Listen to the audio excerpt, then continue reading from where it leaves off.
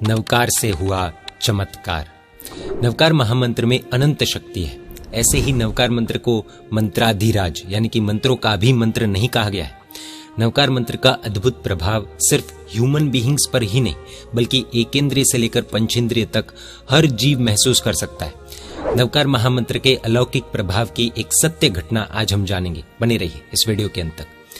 इस घटना की जानकारी हमें परम पूज्य प्रन्यास प्रवर श्री निर्मोह सुंदर विजय जी महाराज साहब द्वारा लिखित धर्म प्रेमी संदेश मैगजीन द्वारा प्राप्त हुई है।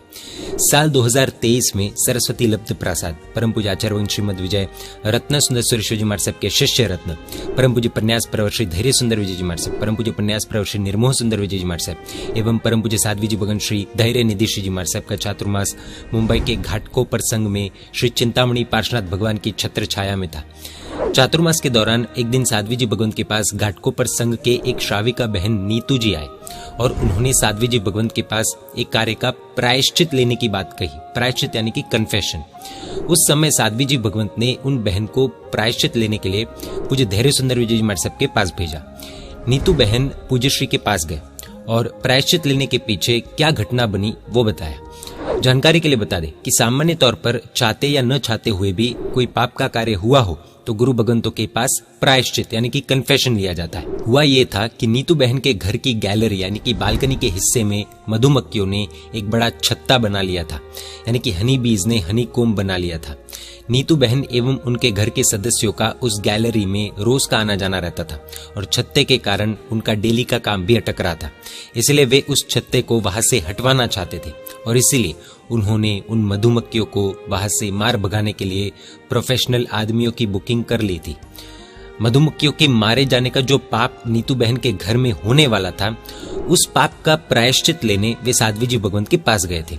नीतू बहन ने पूज्यश्री से कहा कि हमारा डेली का काम अटकने की वजह से अब हम इस पाप को करने से पीछे नहीं हट सकते, इसलिए इस भविष्यकालीन पाप यानी कि होने वाले पाप का जो भी प्रायश्चित आता हो वो आप मुझे दे दीजिए साहिब जी। पूज्य श्री नीतू बहन द्वारा बताए गए किस्से को सुनकर सोच में पड़ गए, लेकिन देव गुरु धर्म की असीम कृपा एवं स्वयं की अनुभूति के माध्यम से गुरु भगवंत ने नीतू बहन से कहा कि बहन आप थोड़ा धैर्य रखिए। आपने जिन लोगों को छत्ता हटवाने के लिए बुलाया है उन्हें अभी आप मना कर दीजिए। जो पाप अभी तक हुआ ही नहीं है उसका एडवांस में प्रायश्चित किस बात का। हम कुछ ऐसा करते हैं कि आपको मधुमक्खियों को मारने का पाप ही न करना पड़े। गुरु भगवंत ने कुछ सोचकर नीतू बहन से कहा कि आप कल से प्रतिदिन शाम को सूर्यास्त यानी कि सनसेट के तुरंत बाद संध्या काल यानी कि डस्क के समय में 108 नवकार महामंत्र का जाप कीजिए। ऐसा सिर्फ 21 दिन के लिए आपको करना है। मुझे भरोसा है कि चमत्कार होगा, परंतु नवकार गिनने से पहले आपको उन मधुमक्खियों के पास नम्रता से प्रार्थना करनी होगी कि हे मधुमक्खियों, आपकी उपस्थिति यानी कि प्रेजेंस के कारण हमारा काम अटक रहा है। हम पर कृपा करके आप अन्य स्थान पर यानी कि दूसरी जगह पर अपना घर बना लीजिए। हमारी इतनी सी विनंती को आप स्वीकार कीजिए।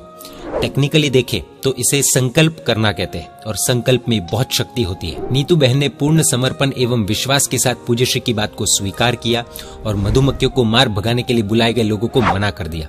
अगले ही दिन से नीतू बहन ने भावपूर्वक जैसे जैसे गुरु भगवंत ने कहा था वैसे वैसे नवकार महामंत्र का जाप करना और मधुमक्खियों को नम्र प्रार्थना करना शुरू कर दिया।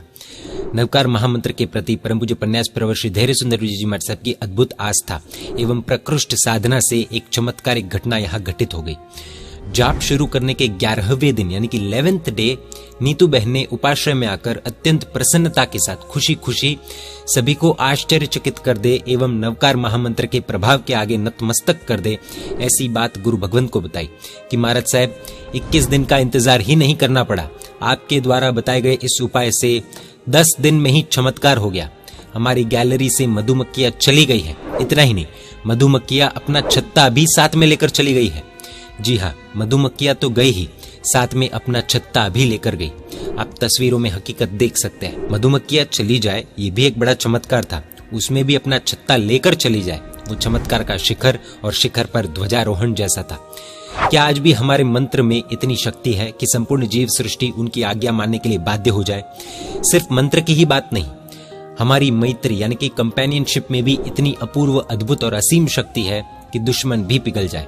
नीतू बहन के मन में टाइम की पंक्चुअलिटी, संकल्प पर श्रद्धा और प्रार्थना का बल इतना मजबूत था कि संकल्प के 21 दिन के दौरान नीतू बहन एक दिन मूवी देखने के लिए थिएटर गए थे और वहां उन्हें जैसे ही पता चला कि सूर्यास्त यानी कि सनसेट का समय हो गया है तो उन्होंने वहां पर ही आंखें बंद करके तुरंत नवकार मंत्र गिनना शुरू कर दिया था। अर्थात संकल्प सिर्फ मन में होना काफी नहीं है, क्रिया में भी उन्होंने कोई कमी नहीं रखी, जिसका परिणाम उन्हें मिला।